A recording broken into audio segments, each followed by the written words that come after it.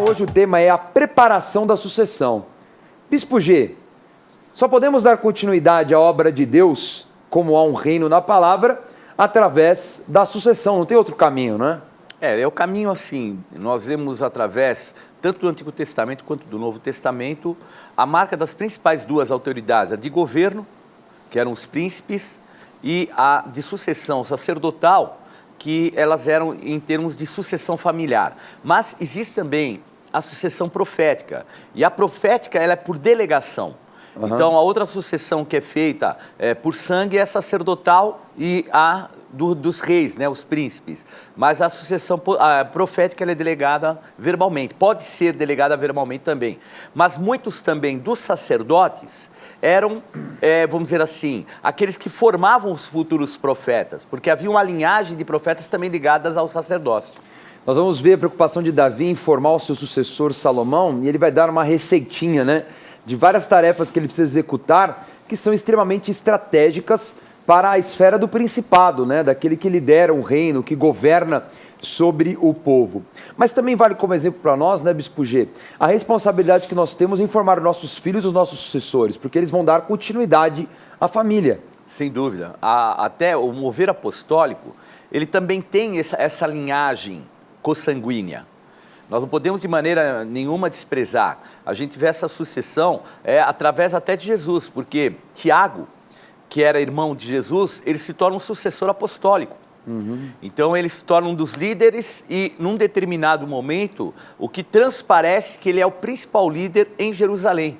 Numa das situações que precisavam ser resolvidas, estava ali Paulo, Pedro, uma série de outros apóstolos, mas quem dá a palavra final, isso está no livro de Atos, capítulo 15, a palavra final é dada por Tiago.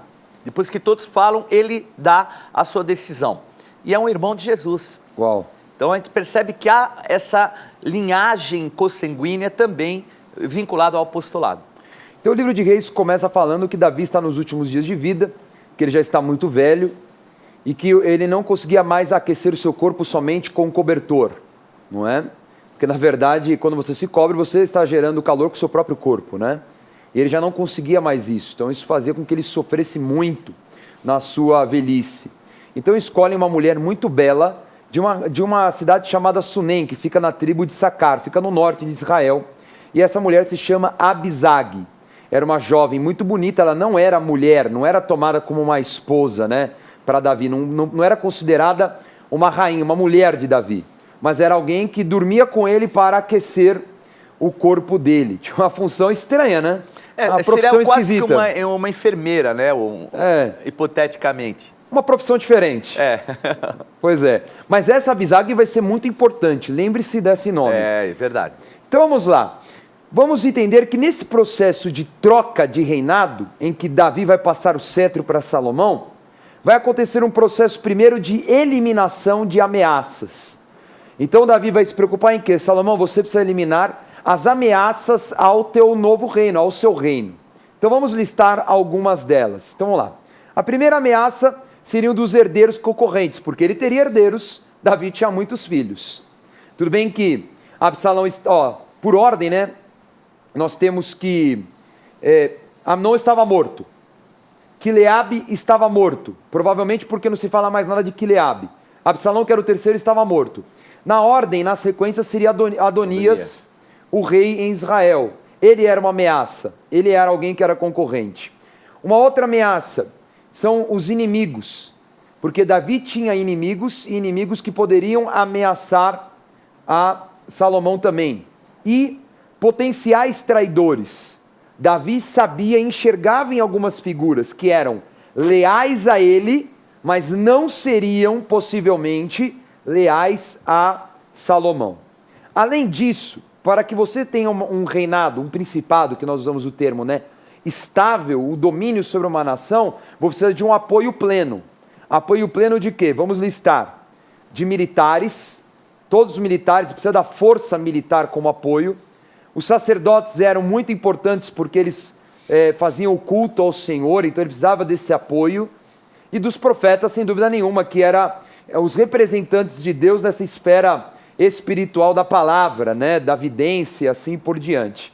e também o apoio do próprio pai, né? Porque Davi apoiou Salomão e não apoiou Adonias. E nós vamos entender como foi esse processo em que Davi não apoiou a sequência de primogênitos, que seria Adonias, e preferiu Salomão, que era o filho mais novo.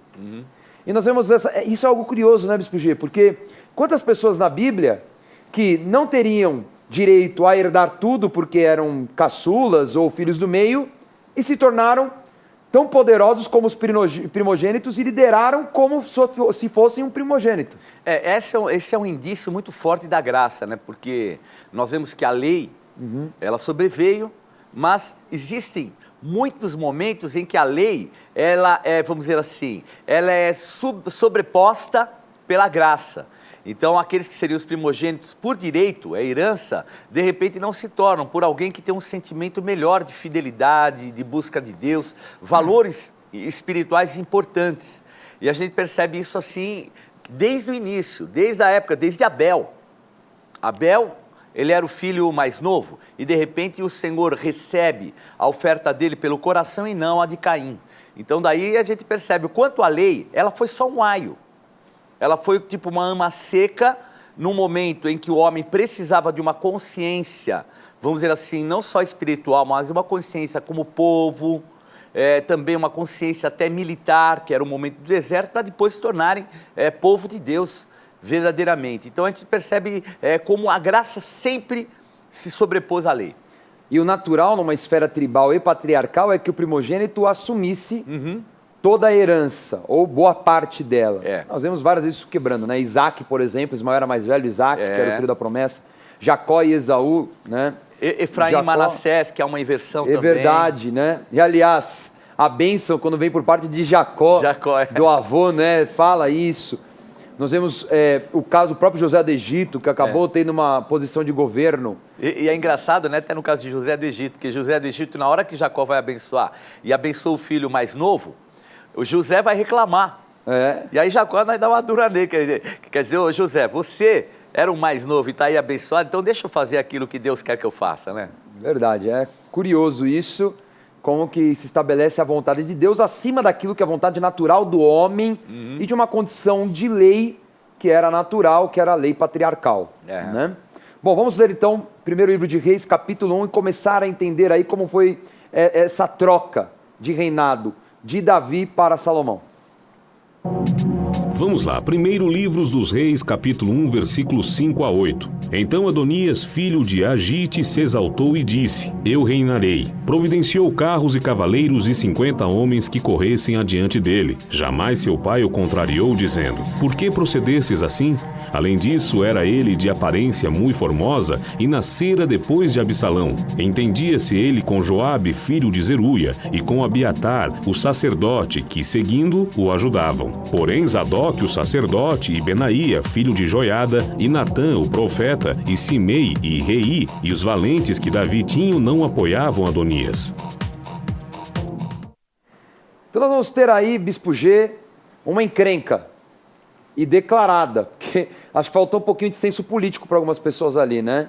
Nós vemos Adonias se levantando: eu sou o quarto primogênito, eu que tenho direitos, os outros três não estão mais presentes, eu que tenho que ser o rei. E ele faz uma festa mesmo. Quando fala de sacrificar, na verdade ele organiza uma cerimônia em um lugar, uma fonte de águas que ficava entre a tribo de Judá e a tribo de Benjamim, chamada Enrogel. Vamos ver no mapa onde fica mais ou menos, ficava ao sul de Jerusalém. Então esse lugar Enrogel, ele fica ali, uma região entre Benjamim e Judá. Então ali ele organiza uma festa, só que ele não convida todo mundo. Ele não convida Salomão, ele não convida Zadok, ele não convida Natã. Então, na verdade, ele já estava apontando o quê? Que esses caras ele iria eliminar. Com certeza.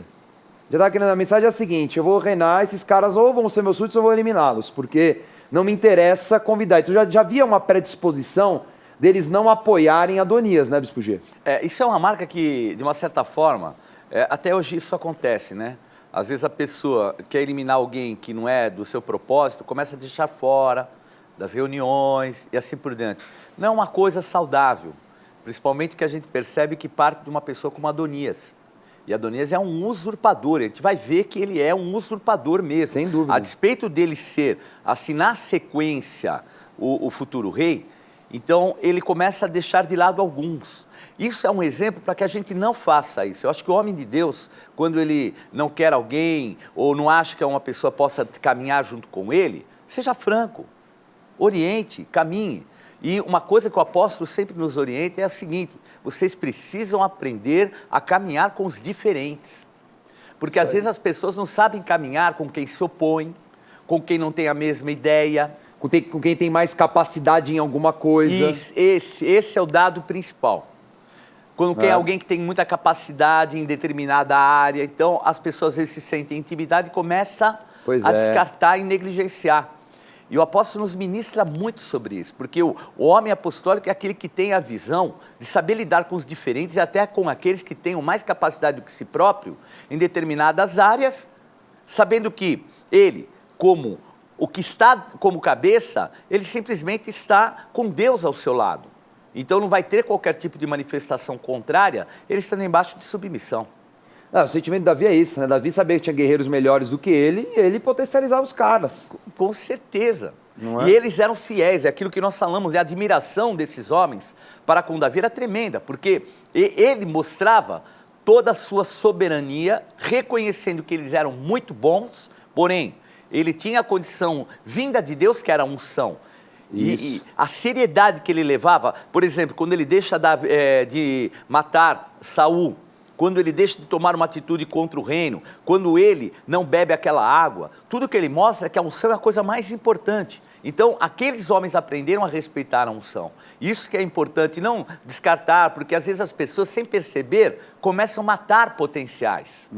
Matar mesmo, potenciais que poderiam dar muito fruto para aquela pessoa mesmo. E nós vemos nesse texto também aquilo que aponta para a orientação que Davi vai dar no capítulo 2 de quem precisa ser eliminado do reino e quem não precisa. Porque aqui no texto fala que quem apoiou Adonias? Joabe, que era o comandante militar, grande general, muito importante, herói de guerra, e Abiatar, que era o sacerdote que foi pego, vamos dizer assim, adotado por Davi, depois que todos os outros 85 sacerdotes foram mortos em Nob por Saul. Então Abiatar o acompanhava ali. Então 2 homens que apoiaram Adonias e se levantaram contra Salomão. Veja, Zadok, Benaia, que era um soldado, Natã, Simei, até Simei, que está com o pé de Davi, né, não seguiram Adonias. Os valentes também não. Os valentes de Davi não seguiram Adonias. Ficaram ali até Davi orientar e falar: agora é esse o rei. Foram sábios, né, Bispo G? Porque o erro, Joabe e Abiatar ali expuseram o coração deles. Ali mostrou que apesar, nós vemos assim, que Abiatar quando caminhou junto com Davi, foi mais para caminhar mesmo por uma proteção, uma cobertura, do que propriamente uma disposição do coração. Quer dizer, ele não se deixou tratar no sentimento de ter perdido o seu pai. Então isso marcou muito a vida dele. Era um homem de Deus autêntico, sem dúvida. Mas isso marcou e nós temos que aprender a limpar o nosso coração. Então o processo de cura interior é de muita importância. E a mesma coisa Joabe. Então Joabe também era alguém que tinha essas marcas no coração e que dava andamento a eles, né? Então é muito sério isso. Falta de sabedoria condenou os dois, né? Infelizmente, deviam ter ficado na miúda, esperar Davi dar a última ordem, né? Mas já se colocaram do lado de Adonias. Então Davi ali, ele já enxergou e falou assim: esses caras com certeza vão ser problema para Salomão no futuro. Agora vamos ler, porque meio que Adonias já tinha se declarado rei nessa cerimônia. Não, eu sou rei, agora é o seguinte e tal. Davi não tinha falado nada, ninguém tinha se posicionado, ainda não tinha passado o cetro realmente para alguém. Então foi uma usurpação, como o Bispo G explicou. Nós vamos ver uma reação rápida de Batseba.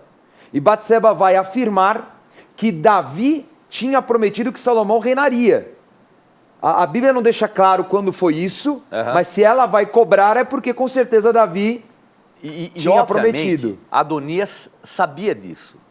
Porque ele convida todos os outros filhos do rei, menos Salomão. Pois é.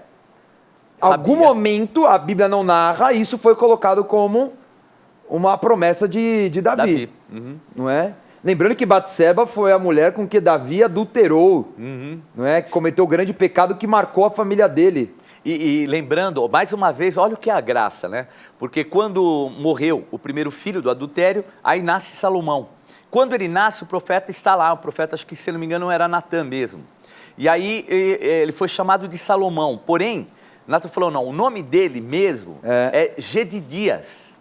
E Gedidias quer dizer o amado do Senhor. Olha então só. vê, o fruto do adultério tinha sido acabado, aquilo que deveria ser colhido, eles já tinham colhido, e agora nasce alguém segundo o coração de Deus, o amado do Senhor, que é chamado Salomão, homem de paz, mas Gedidias pelo profeta, quer dizer, o próprio Deus já tinha um caminho para Salomão.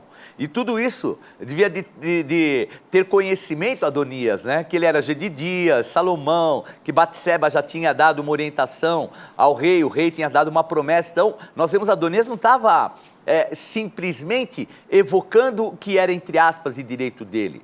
Tinha muita coisa acontecendo e ele queria passar por cima de tudo isso. Entende-se também, Bispo G, que Natã, ele foi um homem, um profeta Natã, como foi colocado, que também orientou e instruiu Salomão desde a infância. Sem dúvida. Dá a entender isso no texto, né? E não, ele essencialmente, porque assim, os reis, eles eram colocados no trono muitas vezes jovens demais. E eles precisavam de conselheiros. Então, nada melhor do que um profeta de Deus autêntico, Natã inclusive chamado de vidente, que não era somente um profeta que trazia a ministração, ele era alguém que tinha conhecimento da palavra, tudo, de Deus, mas era alguém que tinha visões espirituais, alguém que tinha revelações, e ele foi colocado, ele com certeza é o tutor de Salomão. É verdade, foi o coaching dele, né? Preparou, isso, o coaching. Preparou Salomão para ser o grande rei que se tornou o rei mais sábio, né? Vamos ver como foi essa manobra de Natã junto com Batseba para convencer a Davi, né, a agir contra a usurpação de Adonias. Vamos lá. Vamos lá, primeiro livro dos Reis, capítulo 1, versículos 11 a 14. Então disse Natã a Batseba, mãe de Salomão, não ouviste que Adonias, filhos de Agite, reina, e que nosso senhor Davi não o sabe? Vem, pois, e permite que eu te dê um conselho, para que salves a tua vida e a vida de Salomão teu filho. Vai, apresenta-te ao rei Davi e dize-lhe, não juraste, ó rei, senhor meu, a tua serva, dizendo, teu filho Salomão reinará depois de mim e se assentará no meu trono? Por que, pois, reina Adonias? Eis que estando tu ainda a falar com o rei, eu também entrarei depois de ti e confirmarei as tuas palavras. Então olha o que Natã combinou, né? Não está bem mentindo para o rei. Não. Foi uma estratégia. É. Falou, olha, eu sei que eu chegando de surpresa vai trazer um impacto maior. Uhum. Mas na verdade era algo realmente guiado por Deus, né? Uhum. Então a ideia era o quê? Batseba chegar primeiro até os aposentos do rei, se apresentar e falar, olha, Davi, você me prometeu, né, Salomão, havia essa palavra, ele seria rei Israel e tal. E realmente foi assim que aconteceu. Ela foi, falou com ele, na sequência chegou Natã. Quando chegava o profeta, o hábito da época da cultura oriental era o quê? A mulher sair daquele ambiente e ficar só Davi, o profeta. E o profeta fala a mesma coisa. Então Natã sabia que ela sairia do ambiente. E na hora que ele fala, olha, eu estou preocupado, porque eu ouvi falar que Adonias se levantou como rei, não chamou a gente, está estranho isso aí e tal. E Davi não sabia. Está estranho isso aí, porque foi longe, não foi tão perto de Jerusalém, era ao sul de Jerusalém, nas fontes de En-Rogel. Então, ali ele tem essa conversa, e aí Davi fala, poxa, ela falou, depois aí ele chama ela de volta ao aposento com um profeta, e dá uma orientação, fala, vocês todos vão se levantar, vão se juntar, em um lugar muito estratégico para consagrar Salomão como o rei. E com todos aqueles que foram rejeitados por Adonias e que serão aqueles que vão apoiar Salomão. Vamos ler essa passagem. Vamos lá, primeiro livro dos Reis, capítulo 1, versículos 33 a 35. Disse-lhes o rei, tomai convosco os servos de vosso senhor, e fazei montar meu filho Salomão na minha mula, e levai-o a Giom. Zadok, o sacerdote, com Natã, o profeta, ali ungirão rei sobre Israel.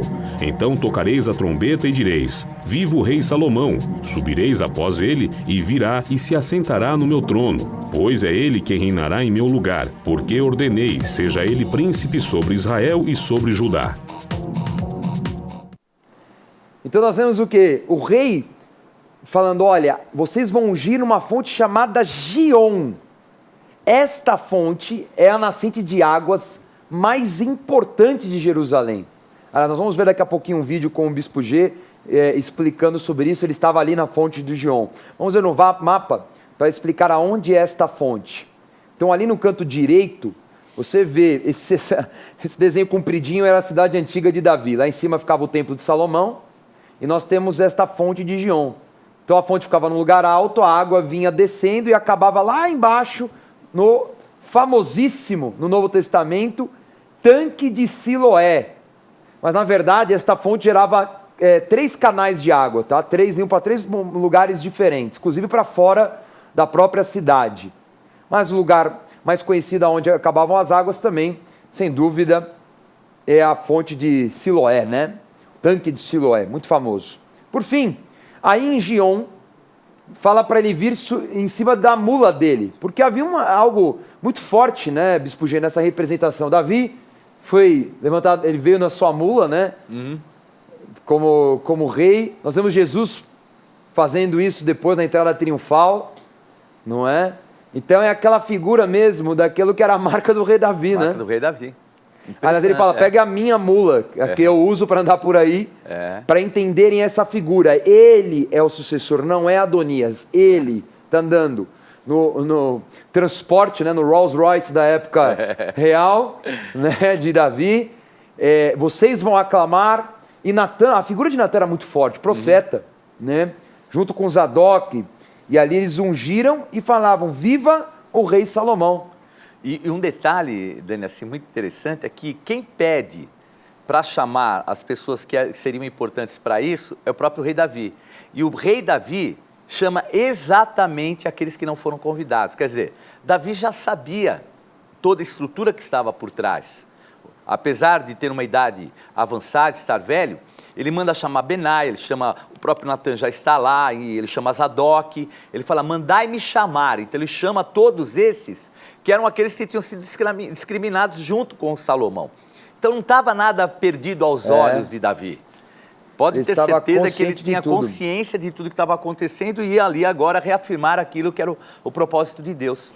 E só lembrando de Benaia, que está lá em 2 Samuel 23, que nós falamos na última aula, ele foi um dos grandes valentes de Davi.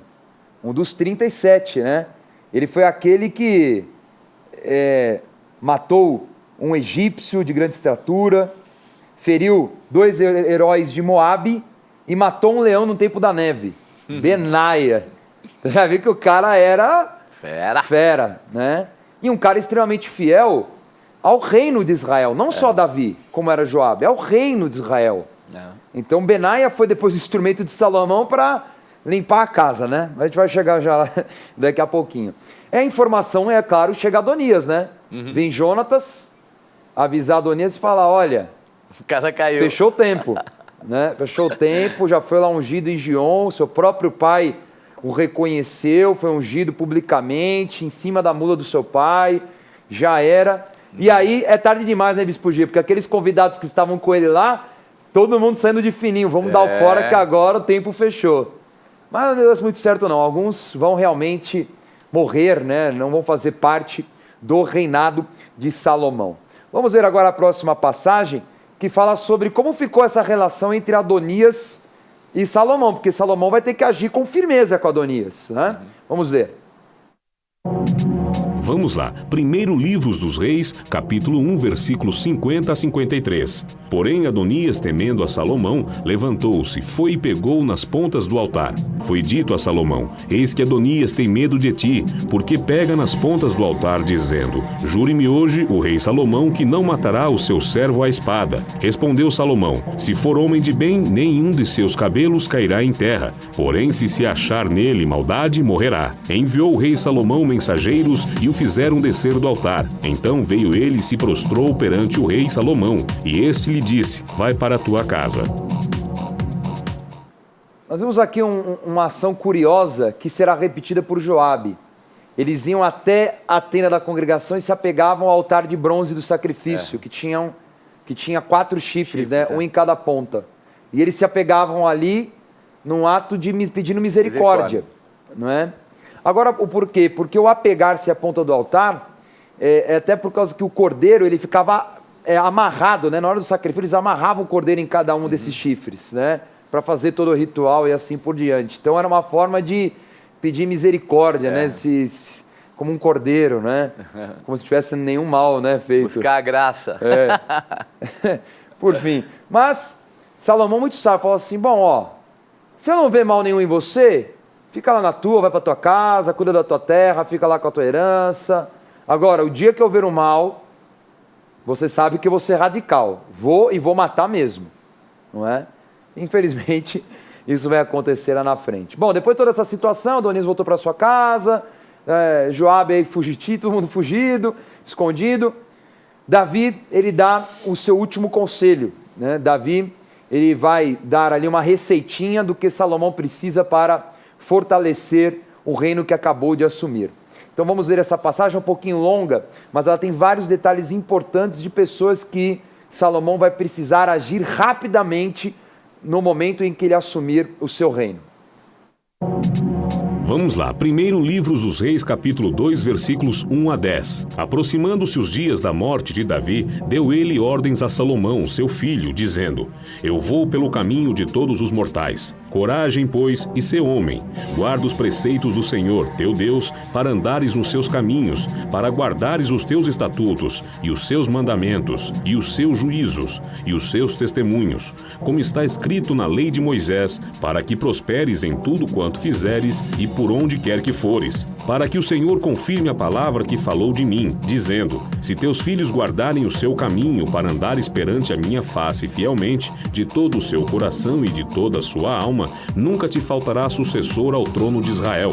Também tu sabes o que me fez Joabe, filho de Zeruia, e o que fez aos 2 comandantes do exército de Israel, a Abner, filho de Ner, e a Amasa, filho de Jeter, os quais matou, e em tempo de paz vingou o sangue derramado em guerra, manchando com ele o cinto que trazia nos lombos e as sandálias nos pés. Faze, pois, segundo a tua sabedoria, e não permitas que suas cãs desçam à sepultura em paz. Eis que também contigo está Simei, filho de Gerá, filho de Benjamim, de Baurim, que me maldisse com dura maldição no dia em que ia a Maanaim. Porém ele saiu a encontrar-se comigo junto ao Jordão, e eu pelo Senhor lhe jurei, dizendo que o não mataria a espada. Mas agora não o tenhas por inculpável, pois és homem prudente e bem saberás o que lhe has de fazer para que as suas cãs desçam à sepultura com sangue. Davi descansou com seus pais e foi sepultado na cidade de Davi.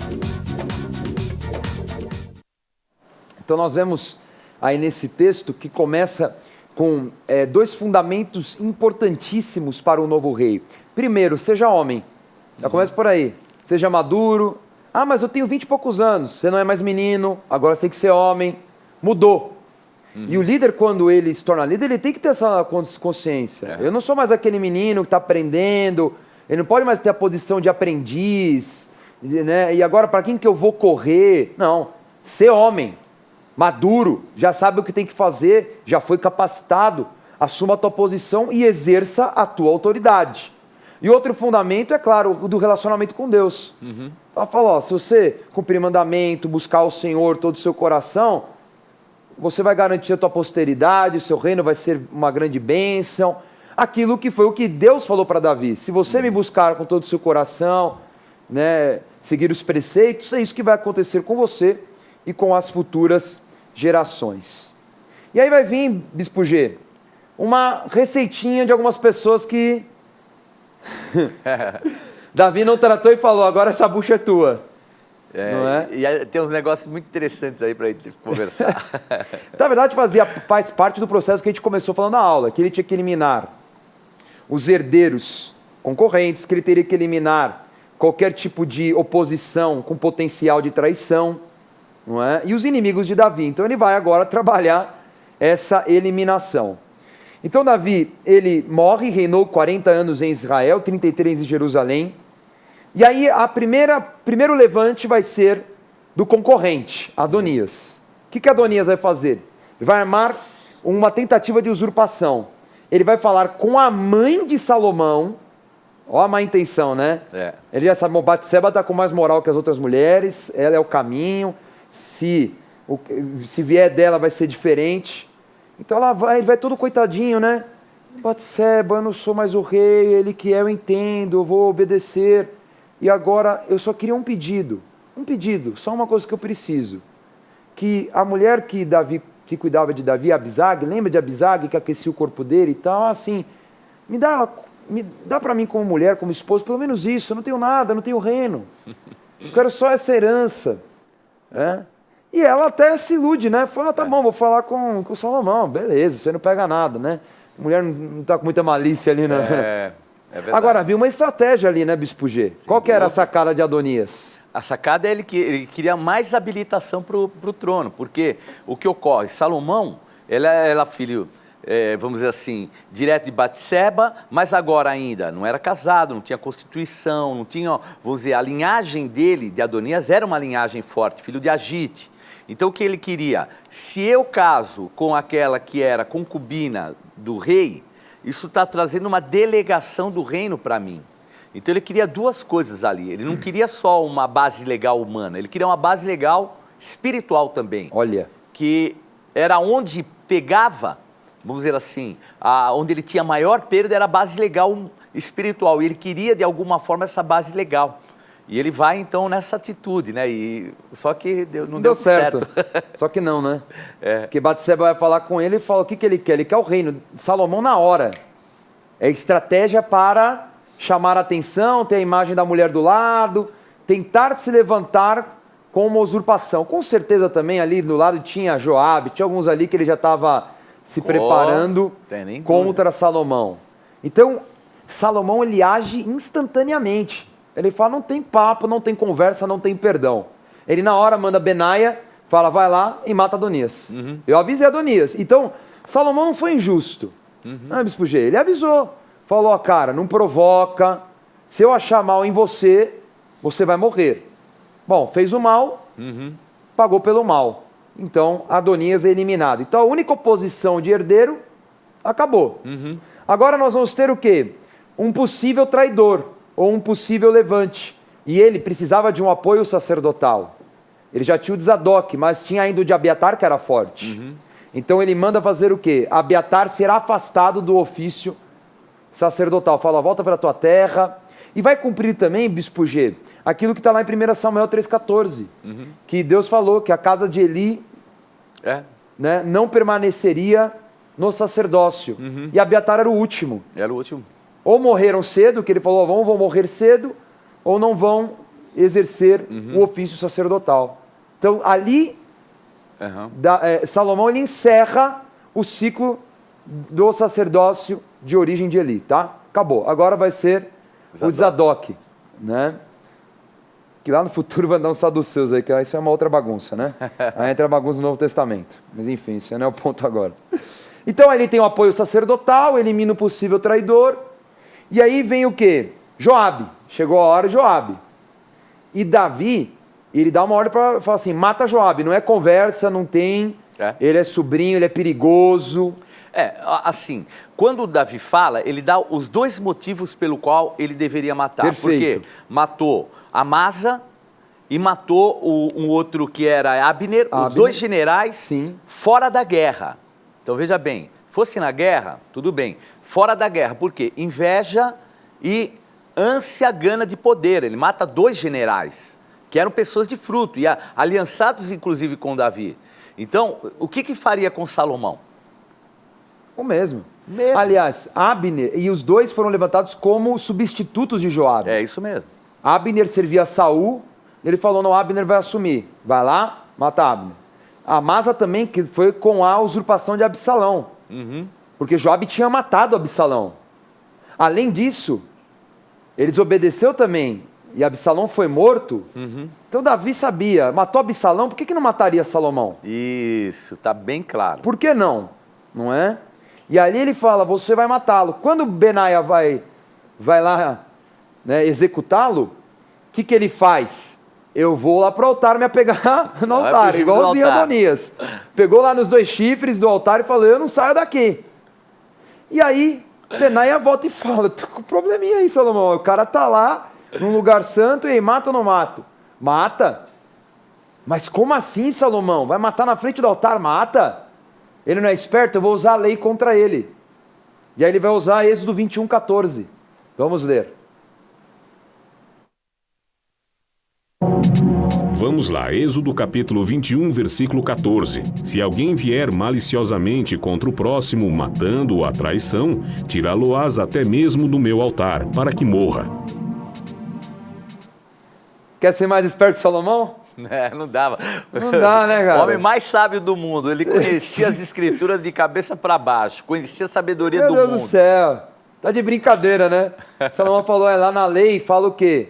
Se ele matou de forma planejada e foi um traidor, até ali de frente do altar pode matá-lo. Pode ele arrancar ele ali do altar e matá-lo. E Benaia vai lá e executa Joabe, que é enterrado no campo na casa dele. Então aí ele tem o quê? O que Salomão recebe? O apoio militar total, porque ele vai levantar um novo comandante, que vai ser o próprio Benaia, tá? E elimina esse possível traidor. E aí faltava um, Simei. Simei, como ele não seguiu Adonias, Salomão foi camarada. Mas Salomão sabia que Simei era traidor, que alguma hora... Então ele dá uma chance, fala assim, Simei é o seguinte, vou te dar um exílio em Jerusalém, você constrói a tua casa, só que você não sai de casa. É a prisão domiciliar, né? Você não sai de casa, pisou fora de Jerusalém, você vai morrer. Passam 3 anos.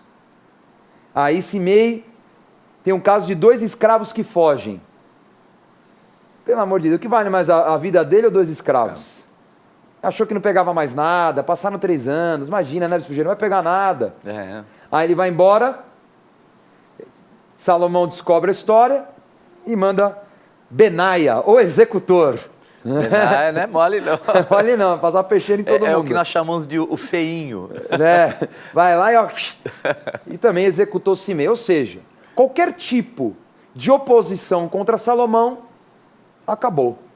E Salomão vai ser conhecido por um reino de paz, porque não vai ter insurgências, ele vai até mesmo não vai ficar entrando em guerra, ele vai se lidar com os outros povos sempre de forma amistosa, com alguns casamentos, que aí também foi o caminho, né, da derrocada dele, enfim. Vamos terminar então a aula falando de como ficou o conselho real de Salomão. Vamos comparar o conselho de Davi com o conselho de Salomão. Então, no reino de Davi, o sacerdote era Abiatar, o general era Joabe, e os profetas eram Gad e Natã.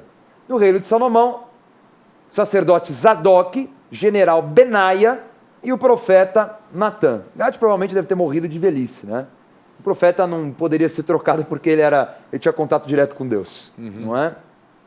Pois bem, então essa foi a aula sobre a sucessão, a troca de Davi, né, para Salomão. Antes de nós revisarmos, quero dar a dica Gospel Bay de hoje, um excelentíssimo presente de Natal, a Bíblia Apostólica, anotada pelo servo de Deus, apóstolo Estevam Hernandes. Olha, essa Bíblia é incrível, você fica aí na loucura fazendo compras? Não precisa, vai receber com toda comodidade e segurança na tua casa, com pagamento facilitado, um preço especial no site gospelbay.com.br.